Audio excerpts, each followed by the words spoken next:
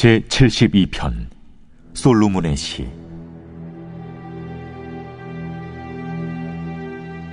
하나님이여, 주의 판단력을 왕에게 주시고 주의 공의를 왕의 아들에게 주소서. 그가 주의 백성을 공의로 재판하며 주의 가난한 자를 정의로 재판하리니 의로 말미암아 산들이 백성에게 평강을 주며 작은 산들도 그리하리로다. 그가 가난한 백성의 억울함을 풀어주며 궁핍한 자의 자손을 구원하며 압박하는 자를 꺾으리로다. 그들이 해가 있을 동안에도 주를 두려워하며 달이 있을 동안에도 대대로 그리하리로다. 그는 벤 풀 위에 내리는 비같이 땅을 적시는 소낙비같이 내리리니 그의 날에 의인이 흥왕하여 평강의 풍성함이 달이 다할 때까지 이르리로다.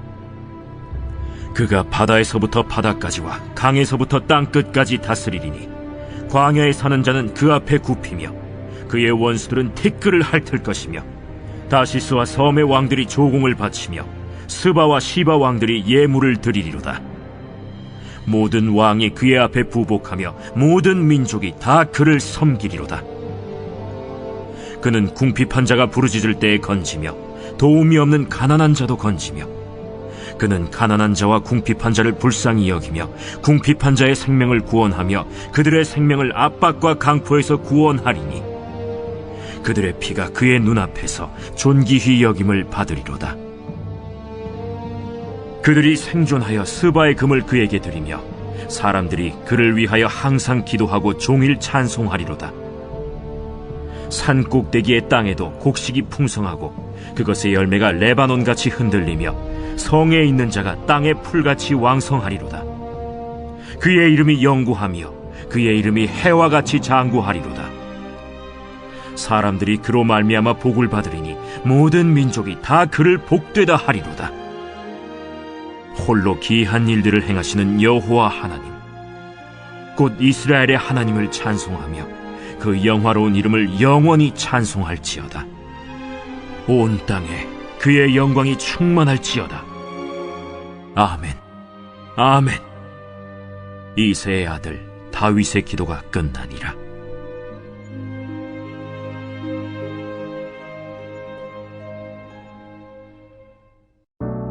오늘 시편 72편을 읽고 나서 마지막 구절 밑에 보면 제3권이라고 써져 있습니다. 시편은 총 5권으로 되어 있습니다. 1권은 시편 1편에서 41편입니다. 역시 시편 1편 앞에 보면 1권이라고 되어 있습니다. 제2권은 42편부터 72편입니다. 제3권은 73편에서 89편이고 제4권은 90편에서 106편까지, 그리고 마지막 제5권은 107편에서 150편까지입니다. 오늘 우리가 읽은 시편 72편 위에는 솔로몬의 시라고 써져 있습니다. 그래서 이 시편의 저자를 솔로몬이라고도 생각할 수 있습니다. 하지만 솔로몬의 이 부분은 솔로몬을 위한으로도 번역이 가능합니다. 그렇게 본다면 다윗이 솔로몬을 위해 지은 시라고도 볼 수 있습니다. 하지만 우리가 주목해야 할 것은 저자가 누구냐라기보다는 본문에 나오는 왕의 대상이 누구인지 이것을 아는 것이 더 중요한 부분입니다. 1절을 보시면 하나님이여 주의 판단력을 왕에게 주시고 주의 공의를 왕의 아들에게 주소서라고 되어 있죠. 이 부분을 읽으면 여기에 해당하는 왕으로 솔로몬이 생각납니다. 그리고 솔로몬이 하나님께 지혜를 구했던 성경 내용이 생각이 납니다. 또한 왕의 아들이라는 표현을 봤을 때에도 다윗 왕의 아들 솔로몬이 생각나는 것은 당연합니다. 하지만 본문을 전체적으로 살펴보면 본문의 내용들은 솔로몬보다는 메시아이신 예수 그리스도에게 더 적합하다는 것을 알게 됩니다. 1절에서 나오는 왕의 아들은 이렇게 설명될 수 있습니다. 성경에서는 하나님을 왕으로 표현합니다. 그렇기에 예수님은 왕의 아들이 되는 것입니다. 또 11절을 보겠습니다. 모든 왕이 그의 앞에 부복하며 모든 민족이 다 그를 섬기리로다. 오늘 본문에 나오는 왕이 온 세계를 정복하는 왕이 된다는 것입니다. 이 세상에는 수많은 영웅들이 존재했습니다. 세계 정복을 꿈꾸며 수많은 전쟁을 치른 이들도 있습니다. 알렉산더 같은 사람은 인도를 정복한 후에는 더 이상 정복할 곳이 없음으로 인하여 울기까지 하였다라고 합니다. 하지만 그러한 알렉산더도 세계를 지배한 것은 아니었습니다. 그의 당시로 봐서는 그의 제국이 가히 세계적이라고 할 만하였지만 실제로 그의 제국은 전 세계의 절반에도 미치지 못했습니다. 결국 시편 72편에서 말하는 온 세계를 정복하는 왕은 어느 인간 왕에 대한 예언이라고 볼 수 없습니다. 솔로몬 왕을 표현하기보다는 예수 그리스도를 표현한다라고 할 수 있습니다. 또 17절을 보면 그의 이름이 영구하며 그의 이름이 해와 같이 장구하리로다. 사람들이 그로 말미암아 복을 받으리니 모든 민족이 다 그를 복되다 하리로다 라고 하였습니다. 여기서 그의 이름이 영구하며 그의 이름이 해와 같이 장구하리로다 라는 말은 해가 그 빛을 잃지 않는 것처럼 하나님이 세우실 한 왕, 곧 그리스도의 왕권도 영원토록 계속될 것이라는 것입니다. 인간의 왕조는 영원하지 않습니다. 헬라도 로마도 다 무너지지 않았습니까? 오직 유일하게 영원히 남을 나라는 하나님 나라밖에 없다라는 것입니다. 성경을 보면 예수님께서는 하나님 나라를 선포하셨습니다. 예수님께서 천국이라고 말씀하실 때에는 언제나 두 가지 뜻이 있었습니다. 첫 번째는 바실레이아 톤 우라논입니다. 지지난주 교회에서 천국 증명 사진을 찍어드렸습니다. 우리가 죽은 후에 부활한 몸으로 들어가는 영원한 천국을 의미합니다. 우리들이 흔히 이해하는 하나님 나라입니다. 이것이 바실레이아 톤 우라논입니다.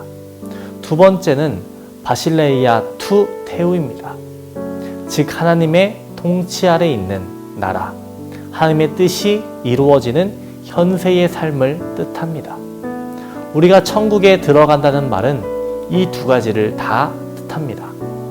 예수님의 사역도 이 두 가지를 모두 포함했습니다. 예수님의 사역을 보면 예수님은 사람들에게 바실레이아 톤 우라논을 선포하셨습니다. 저 하늘나라에 대해서 선포하셨습니다. 그리고 십자가에서 죽으심으로 하늘나라로 가는 길을 열어 놓으셨습니다. 그리고 가난한 자, 억압받는 자, 제자들과 함께 하시면서 하나님의 나라 바실레이아 투 테우를 보여주셨습니다. 때로는 비유로 가르치기도 하시고 병고침을 보여주시기도 하셨습니다. 예수님은 섬김의 모습을 보여주셨습니다. 메시아로 이 땅에 오신 예수님은 우리에게 하나님 나라를 선포하시고 보여주셨습니다. 우리 오늘은 이렇게 기도하길 원합니다. 하나님, 우리를 통치하여 주시옵소서. 나 자신을 위해서 사는 것이 아닌 하나님 나라를 위해서 살아가게 하옵소서라고 기도하는 시간 되길 주님의 이름으로 축원합니다. 기도하겠습니다. 사랑이 많으신 하나님 아버지, 우리에게 말씀 허락하시니 감사합니다. 하나님 말씀을 통해서 예수 그리스도를 보게 하시니 또한 감사합니다. 하나님 우리들이 예수님을 아는 것에서만 끝나는 것이 아니라 하나님 나라를 선포하게 하여 주시옵시고 하나님 나라의 통치 가운데에서 살아가는 우리 모두가 될 수 있게 도와주시옵소서. 세상의 가치관을 따라가지 않게 하여 주시옵시고 하나님 나라의 가치관을 갖게 하여 주시옵소서. 하나님을 가장 앞에 두는 신앙을 갖게 하여 주시옵소서. 오직 믿음으로, 오직 은혜로, 오직 말씀으로 굳게 서는 우리 모든 신앙인들 될 수 있도록 주님 도와주시옵소서. 주님, 우리 일산신강교회를 주님 붙잡아 주시옵시고 일산 지역의 복음화를 위해서 앞장서 나가는 교회가 될 수 있도록 주님 도와주시옵소서. 코로나로 인해서 교회가 어려움을 당하고 가정이 어려움 속에 있습니다. 하지만 이 위기도 이겨낼 수 있는 힘과 능력을 더하여 주시옵시고 이 위기 가운데에서도 감사함을 찾게 하여 주시옵시고 기쁨을 누릴 수 있도록 주님 도와주시옵소서. 암으로 불면증으로 공황장애로 고생하는 모든 성도들 주님 그들의 병을 고쳐주시옵소서. 예수 그리스도의 보혈로 덮어주시옵시고 안수하여 주셔서 병 고침에서 놓일 수 있도록 주님 도와주시옵소서. 하나님 그들로 하여금 하나님께 영광 돌리게 하여 주시옵시고 주님의 자리에 찾아올 때에 감사함으로 나올 수 있도록 주님 도와주시옵소서. 오늘 하루도 주님 함께 하실 줄 믿습니다. 감사드리며 예수님 이름으로 기도합니다. 아멘.